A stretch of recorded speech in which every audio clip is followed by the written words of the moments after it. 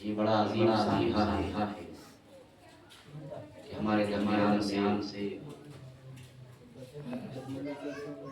ایک نوجوان جس کی جوانی ابھی ان فوانے شباب چڑھی تھی، جس کا اٹھنا بیٹھنا چلنا پھرنا سب کچھ جمعہ تک ہمارے درمیان تھا اور چند لمحوں میں پورے علاقے کو بلا کے چلا گیا۔ مرحوم مغفور خالد رضا مون بڑا لڑکا تھا اور بڑا ہی کے ساتھ ملتا تھا، لیکن یہ دنیا ہے ایک نئے کو جانا ہے۔ عزیزان ملت اسلامیہ بارگاہ رسالت معاف چند اشعار سماعت کر لیں۔ بڑے لطیف ہیں نازک سے گھر میں ڈھلتے ہیں، بڑے لطیف ہیں نازک سے گھر میں ڈھلتے ہیں، میرے حضور میری چشمی جھر میں ڈھلتے ہیں۔ سبحان اللہ۔ میلاد مصطفیٰ کا اہتمام ہم اس لیے کرتے ہیں تاکہ آقا کی تاریخ و توصیف بیان کی جائے اور آقا کی تاریخ و توصیف بیان کر کے میلاد مصطفیٰ کی برکتوں سے ہم جس بھی معاملے کا آغاز کریں یا مرحوم کی سال ثواب کریں بندے کے لیے تو اللہ رب العزت میلاد مصطفیٰ کی برکت سے آقا کی تاریخ و توصیف کی برکت سے مرحوم کی مغفرت فرمائے۔ تو اسی لیے میلاد مصطفیٰ کا اہتمام کرتے ہیں۔ یہ میلاد مصطفیٰ کی برکتیں ہیں۔ ابھی چند دن قبل ہم نے 12ویں شب میں محفل میلاد شریف منعقد کی۔ آقا علیہ الصلوۃ والتسلیم کی بارگاہ میں عقیدتوں کا خراج پیش کیا۔ یہ میلاد مصطفیٰ کبھی بھی کریں اس کی برکتیں ہمیشہ میسر ہوتی ہیں۔ پورے سال میں کبھی بھی کریں، کسی بھی دن کریں، ہر وقت ہما وقت میلاد مصطفیٰ کی برکتیں ہمیں ملتی ہیں۔ بڑے لطیف ہیں نازک سے گھر میں رہتے ہیں، میرے حضور میری چشمی جھر میں رہتے ہیں۔ مقام کا نہ فرش زمین نہ عرش بری، مقام کا نہ فرش زمین نہ عرش بری، وہ اپنے چاہنے والوں کا گھر میں رہتے ہیں۔ سبحان اللہ۔ مقام کا نہ فرش زمین نہ عرش بری، وہ اپنے چاہنے والوں کے گھر میں رہتے ہیں اور ہمارے دل میں ہمارے جگر میں رہتے ہیں، ہمارے دل میں ہمارے جگر میں رہتے ہیں۔ یہ انہی کے گھر ہیں وہ اپنے گھر میں رہتے ہیں، یہ انہی کے گھر ہیں وہ اپنے گھر میں رہتے ہیں۔ اور یقین والے کہاں سے چلے کہاں پہنچے، جو اہل شک ہیں اگر میں مگر میں رہتے ہیں۔ حضرات گرامی مرحوم خالد رضا اس مون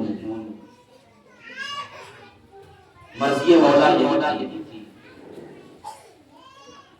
اور وہ حادثے کا شکار ہوا اور عظیم دن جو ہفتے کا سردار ہے، جمعہ کا دن، جو عید کا دن، بلکہ یوں سمجھے حدیث پاک میں آیا کہ دونوں عیدوں سے بھی افضل کا دن جمعہ المبارک۔ اور آقا علیہ الصلوۃ والتسلیم ارشاد فرماتے ہیں کوئی بھی مومن مرد یا مومن عورت اگر جمعہ کے دن اس کی موت ہوتی ہے تو اللہ رب العزت اسے عذاب قبر سے محفوظ رکھتا ہے۔ سبحان اللہ، سبحان اللہ۔ حضرت عبداللہ ابن عمر رضی اللہ تعالیٰ عنہ سے روایت ہے، آقا علیہ الصلوۃ والتسلیم ارشاد فرماتے ہیں کہ جمعہ کے دن یا جمعہ کی رات یعنی شب جمعہ یا جمعہ کے دن جس کا انتقال ہوا دنیا سے رخصت ہوا تو پھر عذاب قبر سے محفوظ ہو جاتا ہے۔ یہاں تک کہ بتایا جاتا ہے کہ سوال و جواب میں بھی آسانیاں پیدا ہو جاتی ہیں اور پھر جب وہ حشر کے میدان میں آئے گا تو اس پر شہیدوں کی مہر لگی ہوگی، سبحان اللہ۔ یعنی وہ شہادت کا درجہ پر فائز ہوگا۔ تو بڑا عظیم دن اسے ملا، بڑا خوش نصیب ہے جس دن کی لوگ تمنا کرتے ہیں کہ مولا ہماری موت ماہ رمضان میں عطا کر، جمعہ کے دن عطا کر، دوپہر ڈھلی ہوئی ہو، تو جس کی دعا مومنین کرتے ہیں، بڑا خوش نصیب نوجوان جو ہمارے درمیان سے رخصت ہوا وہ عظیم دن اسے ملا۔ جمعہ کا دن دوپہر ڈھلا ہوا، تقریباً 4:30 اور 5 کے درمیان غالباً اس کی موت ہوئی۔ عزیزان ملت اسلامیہ، تو یہ مومن کی خوش نصیبی ہے۔ اللہ رب العزت مرحوم کی مغفرت فرمائے، آمین۔ ہمارے درمیان سے وہ شخص رخصت ہوا، پورا کا پورا علاقہ غم سے نہال ہوا۔ لیکن جب بھی کوئی جنازہ جاتا ہے تو ہمیں درس عبرت دے کر کے جاتا ہے۔ آج ہم جا رہے ہیں، کل تمہیں بھی آنا ہے۔ آج ہمارا اور آپ کا مزاج یہ ہو چکا ہے کہ ہم اور آپ جب تک جنازہ موجود ہو، جب تک لاش موجود ہے، اس وقت تک غم میں رہتے ہیں، آنکھوں سے آنسو کے قطرے نکلتے ہیں، قبرستان لے جاتے ہیں اور پھر دفن کرتے ہیں۔ دفن کرنے کے بعد واپس آتے ہیں، پھر وہی اپنی طرز زندگی پر ہم اپنی زندگی گزارنا شروع کر دیتے ہیں۔ حضرات گرامی، یہ درس ہمیں ملتا ہے کہ ہم جا رہے ہیں، تمہیں بھی آنا ہے۔ تم نے یہ سوچ رکھا کہ دنیا ہی ہمارے لیے سب کچھ ہے۔ آقا علیہ الصلوۃ والتسلیم فرماتے ہیں اگر اس دنیا کی حیثیت اگر مچھر کے یا مکھی کے پر کے برابر بھی ہوتی، آقا علیہ الصلوۃ والتسلیم کی نگاہ اگر اس دنیا کی حیثیت مکھی یا مچھر کے پر کے برابر بھی ہوتی تو آقا علیہ السلام فرماتے ہیں کفار و مشرکین کو یہ دنیا کی دولت نہیں ملتی۔ کیا پتا چلا کہ دنیا کی کوئی حیثیت نہیں، بس ہمیں اپنی زندگی پوری کرنے کے لیے، اپنی ضروریات کو پوری کرنے کے لیے اس دنیا سے لگاؤ رکھنے کی ضرورت ہے، بس اتنا ہی، ورنہ ہمارے لیے سب کچھ وہاں رکھا ہے۔ آپ دوسروں کی دولت، ثروت، زمین جائیداد کو دیکھ کر کے فلاں گاڑیوں پر چل رہا ہے، فلاں بلڈنگیں بنا رہا ہے، اس پر آپ فخر کرتے ہیں اور اپنے آپ کو احساس کمتری کا شکار کرتے ہیں۔ ہمارے پاس کچھ نہیں ہے۔ آپ اوپر والوں کو نہ دیکھیں، آپ نیچے والوں کو دیکھیں۔ اگر کسی کے پاس فور ویلر ہے تو آپ ان کو دیکھیں جس کے پاس موٹر سائیکل ہے۔ اگر کسی کے پاس موٹر سائیکل ہے تو آپ اس کو دیکھیں جس کے پاس سائیکل ہے۔ اگر کسی کے پاس سائیکل ہے تو آپ اسے دیکھیں جس کے پاس سائیکل بھی ہے۔ وہ بھی تو ایک زندگی گزار رہا ہے۔ باہر شہروں میں جائیں، بڑے بڑے شہروں میں اسٹیشنوں کے قریب پہ، برجوں کے نیچے جس کے پاس کچھ بھی نہیں ہوتا، کسی طریقے سے پھٹا چھٹا لباس ہوتا ہے، بچھونا ہوتا ہے، بچھا کر کے سوتے ہیں اور بہت سکون کی نیند آتی ہے، کوئی فکر نہیں ہوتی۔ لوگوں کے سامنے گئے، جو ملا کھا لیا اور اس کے بعد آرام و اطمینان سے زندگی گزاری، وہ بھی تو زندگی گزار رہی ہے۔ آپ اوپر والوں کو دیکھ رہے ہیں، نیچے والوں کے بعد۔ عزیزان ملت اسلامیہ، تو یہ ساری چیزیں جو ہمارے سامنے پیش آتے ہیں، یہ حادثات ہیں، وجہ یہ ہے کہ ہمیں اس سے سبق حاصل کرنی چاہیے۔ لیکن ہم سب کچھ دیکھتے ہیں اپنے آنکھ سے، لیکن پھر دیکھ کر کے ہم دیکھا کر لیتے ہیں، پھر اس کے بعد ایسا محسوس ہوتا ہے کہ کچھ ہوا ہی، بڑا سے بڑا عظیم سانحہ، بڑا سے بڑا عظیم غم ہمارے سامنے رہنما ہوتا ہے۔ چند دنوں کے بعد ہماری حالات ایسی ہو جاتی ہے۔ آپ نے دیکھا رات میں نماز جنازہ میں کتنی تعداد میں لوگ تھے۔ آپ مجھے سچے دل سے بتائیں اتنے لوگ جو موجود تھے وہ کس میں موجود تھے؟ نماز جنازہ میں۔ اور نماز جنازہ ہے کیا؟ فرض کفایہ، جن کے کانوں تک بات پہنچی، خبر پہنچی، اگر ان میں سے ایک بھی پڑھ لیا تو سب بری ہو گئے، اور اگر کوئی نہیں پڑھا تب جا کر کے گناہ ہوگا۔ لیکن اگر ایک بھی پڑھ لیا تو پھر وہ سب کے سب بری ہو جائیں گے، اس پر کوئی کوشش نہیں ہوگی، کوئی پوچھ تاچھ نہیں ہوگا، کوئی سوال و جواب نہیں ہوگا۔ لیکن نمازیں پر جگانا جو اللہ رب العالمین نے ہم پر فرض کیا ہے۔ اولی کوشش نماز ہوا، سب سے پہلے نماز کے حوالے سے سوال ہوگا۔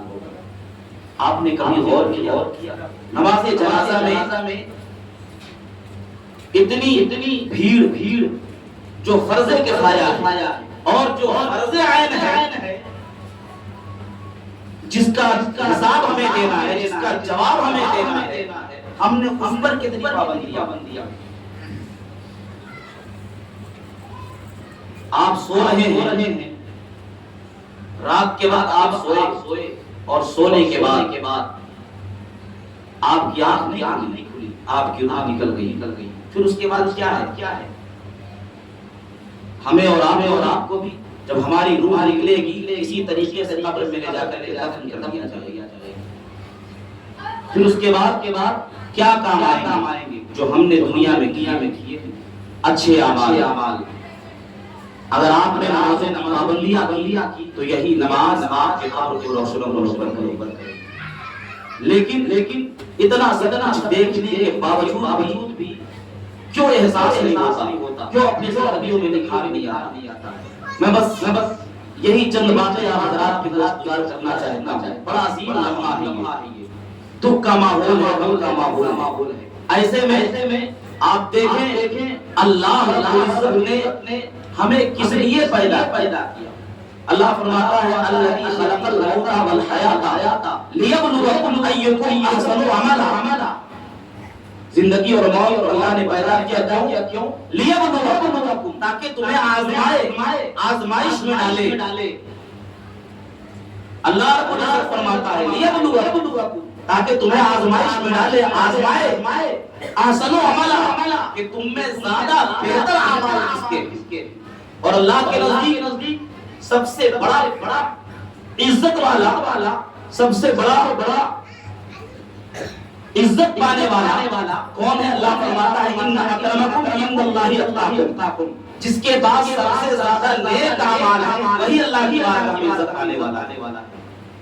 تو آپ خود غور کریں نا، ہماری سے لے کر کے شام تک زندگی کے لمحات کیسے گزرتے ہیں، کتنے گناہ ہوتے ہیں نہ جانے، آنکھوں سے نہ جانے کتنے گناہ ہو رہے ہیں۔ عزیزان ملت اسلامیہ، ایسے موقع پر بھی ہمیں اگر سبق نہ ملے، درس نہ ملے تو پھر کب ملے گا؟ ایسے موقع پر بھی ہماری زندگی کی اصلاح نہ ہو تو پھر کب ہوگی؟ اللہ فرماتا ہے زندگی اور موت انہوں نے اس لیے پیدا کیا لیبلوکم، تاکہ ہم سے آزمائش میں ڈالے۔ اور پھر دوسرے مقام میں اللہ فرماتا ہے وَلَنَبْلُوَنَّكُم بِشَيْءٍ مِّنَ الْخَوْفِ وَالْجُوعِ وَنَقْصٍ مِّنَ الْأَمْوَالِ وَالْأَنفُسِ وَالثَّمَرَاتِ، ہم تمہیں آزمائش میں ضرور ڈالیں گے۔ وَلَنَبْلُوَنَّكُم بِشَيْءٍ، کچھ بھوک کے ذریعے، ہر طور پر اللہ رب العزت میں آزمائے گا۔ کیوں؟ اس لیے کہ اللہ کے رسول سید عالم صلی اللہ علیہ وسلم نے فرمایا اب دنیا سجن المومن، دنیا مومن کے لیے قید خانہ ہے۔ آپ مومن ہیں، ہم مومن ہیں نا، مومن کے لیے دنیا قید خانہ ہے، اور قید خانے میں آرام نہیں ملتا۔ جب حضرت آدم علیہ السلام کا پتلا تیار کیا گیا اور اس میں جب بارشیں کی گئی تو 39 مرتبہ غموں کی بارش کی گئی اور صرف ایک بار خوشی کی بارش کی گئی۔ تو یہ غم آئیں گے، غم آتے رہیں گے، ہمیں اس پر اللہ کا شکر ادا کرنا ہے کہ اے مولا تو ہمیں جس حال میں بھی رکھے تیرا شکر ہے۔ خاص طور سے خواتین ایسے مرحلے پہ اپنا آپ کھو بیٹھتی ہیں اور اپنی زبان سے ایسے جملے نکالتی ہیں کہ اللہ اکبر، باس ایسے جملے نکلتے ہیں کہ جس سے آدمی ایمان سے خارج بھی ہو سکتا ہے۔ تو ایسے موقع پہ ہمیں احتیاط کی ضرورت ہے کہ ہم اللہ کا شکر ادا کریں کہ مولا ہمیں ہی دیا نا یہ مال و دولت، یہ اولاد، یہ ثروت، یہ تمام نعمتیں اللہ ہی نے دیا اور پھر اللہ ہی اپنی بارگاہ میں بلا لیا، تو اللہ کا شکر ہے۔ جب تک اللہ نے چاہا ہمیں دیا، ہمارے حق میں جو بہتر ہے وہ ہمیں اللہ نے دیا، اور پھر جب اللہ نے چاہا تو اپنی بارگاہ میں بلا لیا۔ اسی لیے ہمیشہ یہی دعا کرنا چاہیے کہ مولا تعالیٰ ہمارے حق میں جو بہتر ہے وہ ہمیں دے۔ ہم یہ سوچ رہے ہیں یہ چیز ہمارے حق میں ٹھیک ہے، یہ چیز ہمارے پاس آنی چاہیے، یہ چیز ہمارے پاس ہونا چاہیے، لیکن ہو سکتا ہے یہ چیز ہمارے لیے بہتر نہ ہو، تو اس لیے یہ دعا کرنا چاہیے۔ ہم تو نہیں جانتے کہ واقعی میں یہ چیز ہمارے لیے بہتر ہے، ہماری صرف خواہش ہے کہ ہمارے لیے یہ چیز بہتر ہے، لیکن اللہ بہتر جانتا ہے کہ ہمارے بندوں کے لیے، ہمارے بندوں کے اندر کیا بہتر ہے۔ جی بے شک عزیزان ملت اسلامیہ، اللہ ارشاد فرماتا ہے یا ایھا الذین آمنوا، اے ایمان والو، ان تتقوا اللہ، اللہ سے ڈرو، تقوی اختیار کرو، اور جب تقوی اختیار کرو گے تو کیا ہوگا؟ یجعل لکم فرقانا، تمہیں حق اور باطل کے درمیان وہ عطا فرمائے گا کہ تم اس کے ذریعے سے حق و باطل کے درمیان امتیاز پیدا کر سکو گے۔ آج غلط بھی دیکھ رہے ہیں، لیکن ہم غلط کر رہے ہیں، لیکن ہمیں غلطی کا احساس نہیں ہو رہا، ہمیں غلطی کا احساس نہیں ہوتا، غلط کرنے کے باوجود بھی ہر دھرمی پڑھے ہوئے نہیں، ہم سے غلطی ہو نہیں۔ انسان تو غلطی کا پتلا ہے، خطاؤں کا پتلا ہے، سب سے غلطی ہو جائے، لیکن آج انسان غلط کرنے کے باوجود بھی اپنی غلطی کا احساس نہیں کرتا۔ وجہ کیا ہے؟ ہر دھرمی، انانیت، صرف میں، ہمارے سامنے کچھ بھی نہیں۔ آپ کو میں بتاؤں، ایک بزرگ تھے جو کبھی بھی اپنی زبان سے میں کا لفظ نہیں بولتے۔ کیوں؟ اس لیے کہ شیطان، ابلیس، اس سے پہلے تو کوئی شیطان نہیں تھا نا، ابلیس سے پہلے کوئی شیطان نہیں تھا، تو پھر ابلیس کو شیطان بنایا کس نے؟ آج ہم اور آپ کہتے ہیں شیطان نے بتا دیا، بربلا دیا، پھر اسے شیطان بنایا کس نے؟ ابلیس بنایا کس نے؟ تو اس کی جو انانیت تھی، میں جو یہی میں اسے شیطان بنا۔ وہاں پر کوئی دوسرا شیطان نہیں تھا، کیا کہا اس نے؟ انا خیر من، جب اللہ نے فرمایا کہ سجدہ کرو تو اس نے کیا کہا؟ انا خیر من، میں اس سے بہتر ہوں، خلقتنی من نار و خلقتہ من طین، میں مٹی سے بنایا گیا، میں آگ سے بنایا گیا، اور یہ مٹی سے بنائے گئے، یہ کیسے ہو سکتا ہے کہ آگ مٹی کے سامنے جھک جائے؟ یہی کہا تھا اس نے، انا خیر من، میں اس سے بہتر ہوں، یہ کیسے ہو سکتا ہے؟ تو پھر یہ انا ہی جو ہے کہا انا خیر من، تو یہ انا اسے جو ہے شیطان بنا، دھتکار دیا گیا رب کی بار کا، اور زمین میں ڈھکیل دیا گیا، لا گیا ڈال کر۔ تو اب وہ بزرگ ہمیشہ میں کہ میں یہ ہوں، میں وہ، میں کہنے سے وہ ڈرتے تھے، اور وہ کبھی نہیں کہا کرتے تھے۔ ایک شخص نے کہا، وہ بہت بولتے ہیں نا، آج میں ان سے بلوا کر کے رکھوں گا۔ آیا اور آنے کے بعد کہا بتائیں کہ شیطان کو شیطان کس نے بنایا؟ شیطان کو شیطان کس نے بنایا؟ تو اپنی فیاضت ایمانی سے سمجھ گئے یہ کیا کہنا چاہتا ہے اور کیا کہلانا چاہتا ہے۔ آپ نے ارشاد فرمایا نماز کا وقت ہونے والا ہے، نماز پڑھ لو، پھر ہم تمہارا جواب دیں۔ تو جب وہ نماز کے لیے صفیں لگی، وہ شخص بھی نماز کے لیے حاضر ہوا اور نماز کے لیے سب کے ساتھ کھڑا ہوا۔ نماز مکمل ہوئی، وہ اللہ کے ولی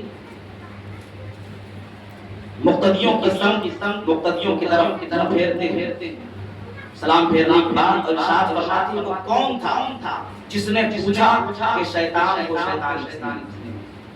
وہ کون تھا جس نے یہ سوال کیا تھا؟ پھٹ سے وہ کھڑا ہوا اور کہا میں، کہا کسی نے شیطان کو شیطان بنایا، کہا اسی نے شیطان کو شیطان بنایا۔ وہ اپنی زبان سے میں نہیں کہتے تھے تو نہیں کہا، اس نے ہی کہا کس نے سوال کیا تو پھٹ سے کھڑا ہو کے کہا میں نے، تو کہا یہی لفظ نے اسے شیطان بنایا۔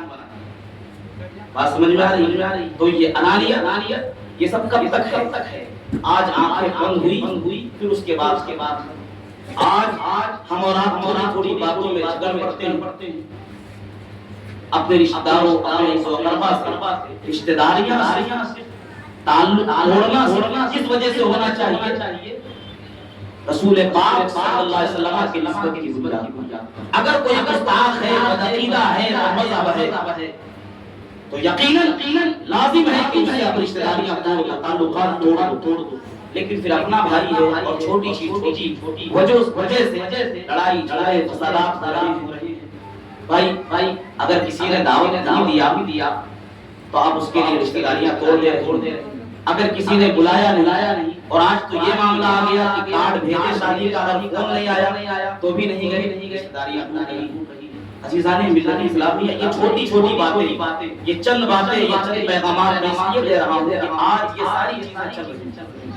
تو چھوٹی باتوں میں رشتہ داریاں نہ توڑو، رشتہ داریاں منقطع نہ کرو۔ اللہ اس کے رسول کے جو فرامین ہیں اس پر عمل کرو، اس لیے کہ سنت رسول صلی اللہ علیہ وسلم پر ہی سکون اور چین ہے۔ آپ سنت مصطفیٰ کو چھوڑ کر، اللہ کی شریعت کو چھوڑ کر کے آپ چلو گے کبھی بھی سکون اور چین نہیں پا سکتے۔ آپ نے یہ دماغ اور ذہن میں ہمیشہ رکھنا ہے کہ ہماری شریعت، ہمارا مذہب سب سے افضل مذہب ہے، سب سے پاکیزہ مذہب ہے۔ اس سے پاکیزہ مذہب کوئی نہیں، اس سے پاکیزہ زیادہ پاکیزہ شریعت کوئی نہیں۔ سب سے عظیم اور جو اللہ کی نزدیک، اللہ کی بارگاہ میں پسندیدہ مذہب ہے وہی مذہب اسلام ہے۔ تو اسلام نے ہمیں جو بتایا پورے طور پر اس پر عمل کریں، پورے طور پر عمل کریں۔ اگر اب تک اپنی زندگی میں نہیں عمل کر پائے تو آپ عمل کریں۔ اللہ نے فرمایا یا ایھا الذین آمنوا اتقوا اللہ حق تقاتہ ولا تموتن الا وانتم مسلمون۔ ایمان والو، یا ایھا الذین آمنوا ادخلوا فی السلم کافہ، ایمان والو پورے طور پر اسلام میں داخل ہو جاؤ۔ تو موت کا کوئی بھروسہ نہیں۔ آج اپنی زندگیوں کا حساب کریں، محاسبہ کریں۔ ہم کہتے ہیں نا ہماری زندگی بڑھ رہی ہے، آپ غور کر لیں ہماری زندگی بڑھ رہی ہے، ہماری زندگی گھٹ رہی ہے۔ اگر کسی کی عمر 60 سال ہونی ہے اور اس کی زندگی کے 30 سال گزر چکے تو بچے کی 30 سال۔ اب بتاؤ عمر گھٹ رہی کہ بڑھ رہی؟ ہم بالکل اپنے قبر سے قریب ہوتے جا رہے ہیں، لیکن ہم دنیا کی فکر میں ہیں، ہمارے جانے کے بعد ہماری اولاد کیا کرے گی، ہمارے گھر والے کیا کریں گے، لیکن اس بات کی فکر نہیں ہے کہ ہم کیا کریں گے۔ یاد رکھیں بزرگان دین فرماتے ہیں کہ اگر کوئی اپنی اولاد کے لیے کچھ کر رہا ہے، تو سرمد اکٹھا کر رہا ہے اور نہ حلال و حرام میں امتیاز پیدا کر رہا ہے، تو پھر اس کے جانے کے بعد، اس کی آنکھ بند ہونے کے بعد اگر اس کی اولاد اسی کی دولت، اسی کے جائیداد ناجائز اور حرام طریقے سے صرف کرے، خرچ کرے، کمایا تو اس نے، خرچ کیا کوئی اور، اس کی دولت پہ حرام کیا اس کی اولادیں، جواب کس کو دینا ہوگا؟ جواب اسی کو دینا جس نے اکٹھا۔ تو اس لیے اپنی اولاد کی فکر کرو، لیکن حلال اور حرام میں تمیز کرتے ہوئے، اور پھر جو کچھ بھی اللہ نے دیا ہے، اللہ اس کے رسول کے جو فرامین ہیں اس پر عمل کرتے ہوئے خرچ کرنے کی کوشش کرو۔ بزرگان دین فرماتے ہیں اگر تمہاری اولادیں نیک ہے، صالح ہے، فرما بردار ہے، شریعت کی پیروی کرنے والی ہے، تو یقین رکھو اللہ رب العزت کبھی بھی اسے محتاج نہیں بنائے، کبھی بھی اسے محتاج نہیں بنائے۔ اور نافرمان ہے، شریعت مصطفیٰ کی خلاف ورزی کرنے والی ہے، اللہ اس کے رسول کی فرمان کے مطابق عمل نہ کرنے والی ہے، تو پھر ایسے کے لیے اپنی زندگی پورا صرف کر دینے۔ عزیزان ملت اسلامیہ تو اللہ فرماتا ہے یا ایھا الذین آمنوا ان تتقوا اللہ، ایمان والو اللہ سے تقوی اختیار کرو، اور جب اللہ سے ڈرو گے تو تمہیں 3 انعام حاصل ہوں۔ ان تتقوا اللہ یجعل لکم فرقانا، تمہیں حق اور باطل کے درمیان تمیز پیدا کرنے کا طریقہ ملے گا۔ یجعل لکم فرقانا ویکفر عنکم سیئاتکم، اور اللہ فرماتا ہے تمہارے پچھلے گناہ کو بھی معاف فرماتا، اور جب اللہ کا خوف دل میں ہوگا تو اذان کی آواز آئے گی تو فوراً نماز کے لیے پہنچے۔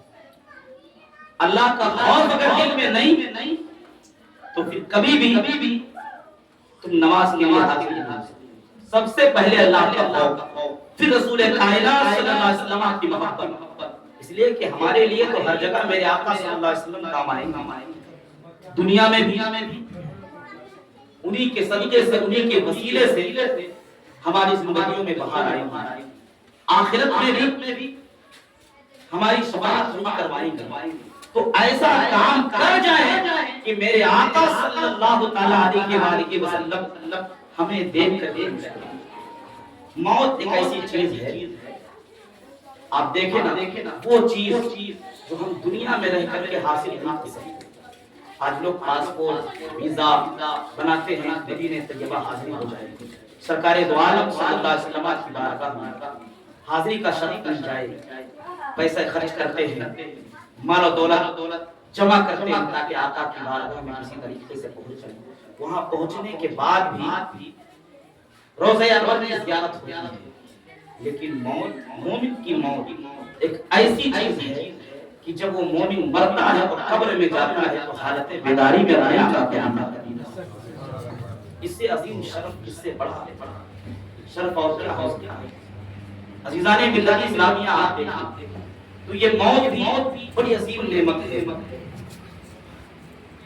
اللہ فرماتا ہے یا ایھا الذین آمنوا ان تتقوا اللہ، اللہ سے ڈرو، اور جب اللہ سے ڈرو گے تو کیا حاصل ہوگا؟ تمہیں حق اور باطل کے درمیان فرق پیدا کرنے کا سلیقہ حاصل ہوگا۔ وَيُكَفِّرْ عَنْكُمْ سَيِّئَاتِكُمْ، اور اللہ تمہارے پچھلے گناہوں کو بخش دے گا، پچھلے گناہوں کو معاف فرما دے گا۔ وَيَغْفِرْ لَكُمْ، اور تمہیں مغفرت عطا فرمائے گا، تمہاری مغفرت فرما دے گا۔ واللہ ذو الفضل العظیم، اور اللہ فضل والا، بڑا رحمت والا۔ عزیزان ملت اسلامیہ، ہم اور آپ بہت ہلکے میں لیتے ہیں تو چند دنوں کے بعد یہ غم ختم ہو جاتا ہے۔ آپ دیکھیں ایک بزرگ تھے، ان کے زمانے کا ایک بادشاہ دعوت عام کیا اور سارے بڑے بڑے علماء، بڑے بڑے فضلاء سب کو بلایا تھا، اور بلانے کے بعد اس علاقے میں ایک اللہ کے ولی بھی رہتے تھے، درویش بھی رہتے تھے، انہیں بھی دعوت دی کہ آپ کیا میرے یہاں تشریف لائے، آپ کی دعوت۔ پہلے انہوں نے انکار کیا کہ ہمیں دعوت کی ضرورت نہیں، اور بادشاہوں کے دربار میں فقیروں کا کیا تھا، لیکن جب وہ بڑا اصرار کرنے لگا تو انہوں نے کہا میری کچھ شرطیں ہیں، اگر وہ شرطیں منظور کر لو تو میں آپ کا کہا ٹھیک ہے۔ کہا شرط بتائیے۔ کہا میں آؤں گا، جہاں چاہوں گا وہاں بیٹھوں گا، جہاں چاہوں گا وہاں بیٹھوں گا، مجھے کچھ کہنا نہیں۔ کہا ٹھیک ہے۔ کہا دوسری شرط، میں جو چاہوں گا کھاؤں گا، تمہیں بولنے کی ضرورت نہیں۔ کہا تیسری شرط، کہا یہ کہ میں جو کہوں گا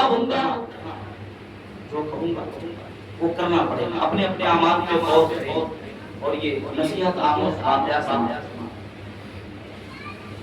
شرط منظور کر لی، سارے لوگ پہنچے، علماء، فضلاء، علاقے کے دانشمند اور تمام عمائدی۔ پہنچنے کے بعد آخر میں یہ بزرگ پہنچے، اور جہاں علماء کی جھولیاں موجود تھیں وہاں پر آپ بیٹھے۔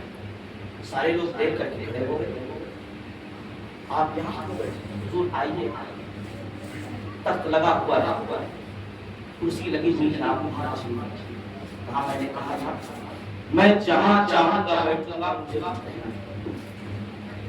چھوڑ دیا گیا۔ پھر اس کے بعد جب کھانا لگایا گیا، عمدہ قسم کے کھانے، بادشاہ کا دربار، طرح طرح کی نعمتیں، طرح طرح کے کھانے موجود تھے۔ کھانے کا وقت ہوا، سارے لوگ کھانے میں بیٹھے، ان سے بھی کہا گیا، انہوں نے کہا نہیں، میں نے کیا کہا تھا، میں جو چاہوں گا مجھے کچھ کہنا نہیں۔ لوگ چھوڑ دیں، سارے لوگ کھانے لگے، عمدہ قسم کے لوازمات، عمدہ قسم کی نعمتیں قسم کے کھانے کے لیے لوگ کھا رہے ہیں۔ یہ بزرگ اپنی تھیلی سے روٹی کا سوکھا ہوا ٹکڑا نکلا اور نکالنے کے بعد چبانے لگے۔ یہ دو شرطیں۔ اب جب سارے لوگ کھا لیے، دعوت مکمل ہوئی، آپ نے ارشاد فرمایا، میں نے کہا کہ تیسری شرط جو میں کہوں گا وہ کرنا ہوگا۔ کہا فرمائے کہا آگ جلائی تنور جلائی گئی اور اس میں لوہے کا توا منگا کے رکھا گیا اور اس کے بعد جب لوہے کا توا بالکل گرم ہو گیا اور حلال ہو گیا وہ بزرگ اس توے میں کھڑے ہوتے اور کھڑے ہو کر کے ارشاد فرماتے ہیں میں نے جو کھایا ہے روٹی کا ایک ٹکڑا میں اس کا حساب دیتا ہوں اور تم سب جتنے یہاں پر کھانا کھائے ہو دعوت کھائے ہو پوری زندگی چھوڑ دو صرف ایک وقت جو ابھی کھائے ہو اس کا حساب اس توے پر کھڑے ہو کر میں نے جو کھایا ہے وہ اور تم سب جو کھائے ہو ایک وقت کھانا اس ایک وقت کھانے کا حساب اس توے پر کرے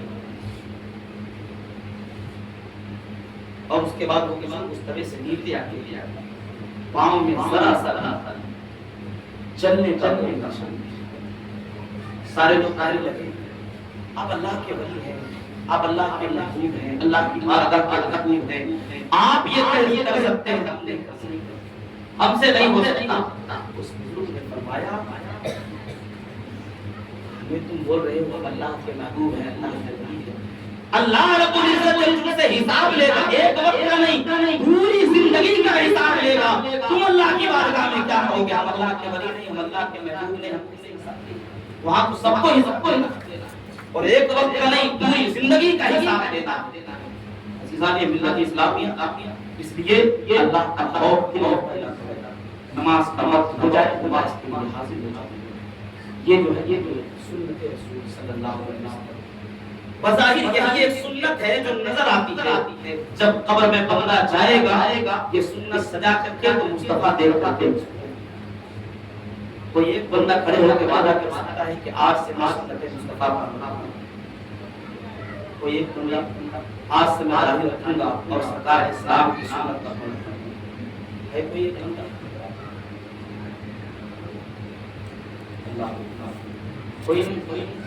کوئی ایک بندہ ایسا ماشاءاللہ سبحان اللہ کیا نام ہے غلام ربانی ماشاءاللہ اللہ رب العزت سنت مصطفیٰ پر عمل کرنے کی برکت سے ان کی زندگی کو سنوار دے ان کی دنیا بھی بنا دے ان کی آخرت بھی بنا دے اب آپ غور کریں اپنی زندگی پر کا محاسبہ کریں ایک سنت مصطفیٰ پر عمل کرنے کے لیے اتنے لوگ ہیں اور ایک بندہ کھڑے ہونے کے لیے میں نے کہا دوسرے کا منہ آپ سوچو نا ہمارے لیے ہے کیا چیز یہ داڑھی رکھنا شریعت پر عمل کرنا صرف مولانا لوگوں کے اوپر فرض ہے صرف حافظ جی پر فرض ہے یہ تو سب پر برابر جتنا حساب ہم سے ہوگا ہم سے بھی ہوگا دین پر عمل کرنا ہر ایک بندے پر ہر ایک مومن پر لازم ہے اب اسی سے اندازہ لگاؤ اپنی زندگی کا محاسبہ کرو یا افسوس کا مقام سنت مصطفیٰ کیا ہے یار یہ سنت مصطفیٰ کی وجہ سے تمہارا کیا نقصان ہوگا کیا نقصان ہوگا کام پہ جاؤ گے تو کام والے نہیں دیں ایسے کام کو دھکار دینا چاہیے کہ جہاں پر ہم شریعت پر عمل کریں اور پھر اسے ترک کرنے کے لیے کہا ایسا نہیں ہے بڑے بڑے افسر کو میں نے دیکھا انجینئرز ہیں آفیسرز ہیں سنت مصطفیٰ سجائے ہوئے ہیں اور بڑی بڑی پوسٹ پر بڑے بڑے عہدے پر ہے ایسا نہیں ہے یہ صرف سوچ ہے غلط فہمی ہے کہ ہم داڑھی رکھ لیں گے سنت مصطفیٰ سجا دیں گے نمازوں کی پابندی کریں گے لوگ اللہ نے فرمایا من عمل صالحا من ذکر او انثى وهو مؤمن فلنحيينه حیاة طیبہ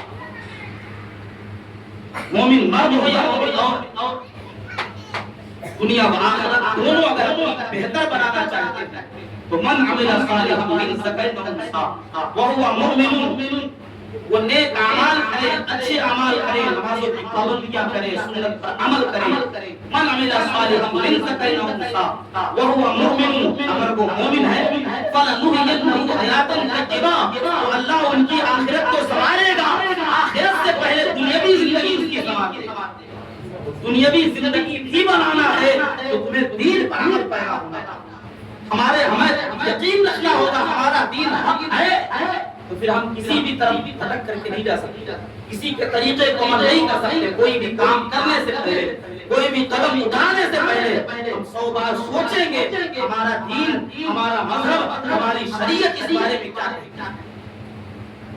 عزیزان ملت اسلامیہ، میں تو گزارش کر سکتا ہوں، عمل کرنا نہ کرنا وہ آپ کے نصیب پر ہے۔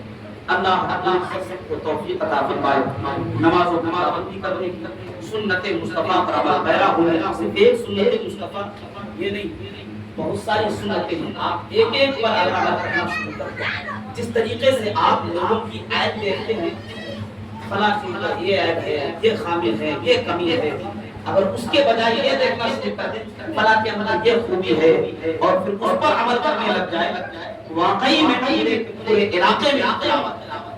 کمیوں کو ہم دیکھتے ہوئے، کمیوں کو دیکھنے کے بجائے خوبیوں کو دیکھتے، اور کوئی اچھا کام کر رہا ہے، کوئی دین پر عمل کر رہا ہے، تو اسے سراہیں، اسے حوصلہ۔ اللہ رب العزت سب کو حق توفیق عطا فرمائے۔ استغفر اللہ ربی من کل ذنب واتوب الیہ، اشہد ان لا الہ الا اللہ واشہد